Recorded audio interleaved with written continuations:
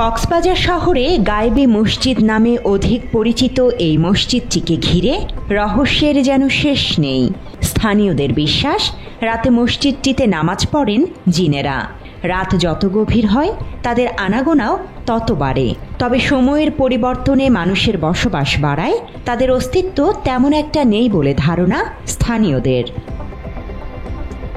কক্সবাজার পৌরসভার ৫ নম্বর word BJP camp এলাকায় কয়েকশো বছরের পুরনো সাচি চৌধুরী জামে মসজিদটির অবস্থান।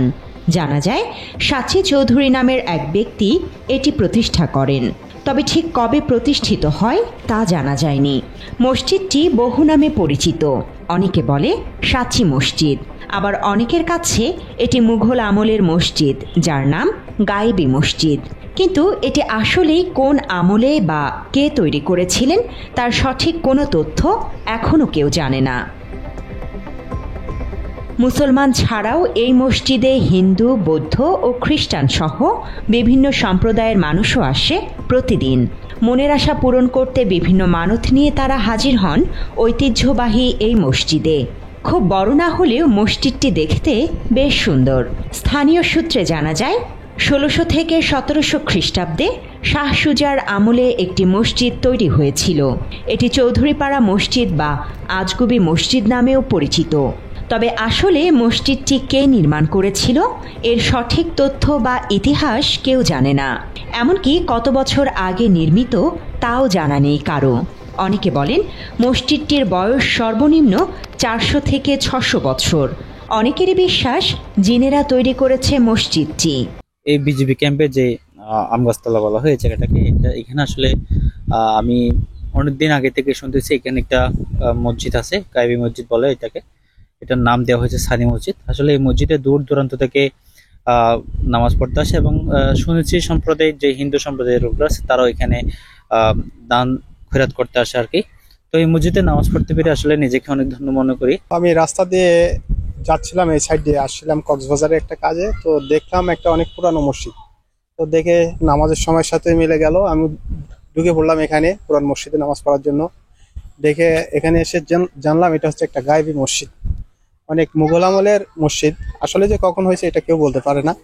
তো একটা ঐতিহ্যবাহী মসজিদ, তো ঐতিহ্যবাহী মসজিদে নামাজ আদায় করার সুযোগ পেয়ে নিজের কাছে খুবই ভালো লাগতেছে। মূল মসজিদের পূর্বে যেখানে আগে বারান্দা ছিল, সেখানে নতুন করে বাড়ানো হয়েছে মসজিদের পরিধি। বারান্দার জায়গাটি এখন দোতলা করা হয়েছে নামাজের জন্য। মসজিদের দক্ষিণ পূর্ব পাশের বিরাট এলাকা জুড়ে কবরস্থান, উত্তরে বিশাল দিঘি। সব মিলিয়ে নৈসর্গিক সৌন্দর্য ও আধ্যাত্মিক পরিবেশে মুসল্লিরা নামাজ আদায় করে প্রশান্তি লাভ করেন। মসজিদটির নির্মাণশৈলী ও স্থাপত্য সৌন্দর্য সবার নজর কাড়ে। মসজিদের দেয়াল প্রায় ৫ ফুট চওড়া, কোথাও লোহা ব্যবহার করা হয়নি। চুন সুরকি দিয়ে তৈরি মসজিদের দেয়াল ও গম্বুজও। মসজিদের ওপর রয়েছে একটি বিশালাকার গম্বুজ। মসজিদের ইমাম হাফেজ আলাউদ্দিন জানান, মসজিদটি অনেক পুরনো ও ঐতিহ্যবাহী হওয়ায় দূর দূরান্ত থেকে বিভিন্ন ধর্মের মানুষ এখানে আসে ইবাদত করতে। অন্য সম্প্রদায়ের লোকেরাও এখানে আসে। আমি এখানে 12 বছর পর্যন্ত ইমামতি করতেছি। আমি এখানে দেখতেছি অনেক দূর দূরান্ত থেকে মানুষ নামাজ পড়তে আসে। অনেকে অনেক নিয়ত করে আসে। এটা যেটা নিয়ত করে, যেটা যে নিয়ত করবো এটা আপনি আল্লাহ তাআলার হাজ অন্তরে করে ওইটা পুরা করে আল্লাহ তাআলা। 1750 খ্রিস্টাব্দে অথবা 1650 খ্রিস্টাব্দে। আর অনেকে মুরব্বীদের শুনতেছে 700 বছর, 750 বছর, 500 বছর এর অর্ধেও হতে পারে এরকম মন্তব্য করার।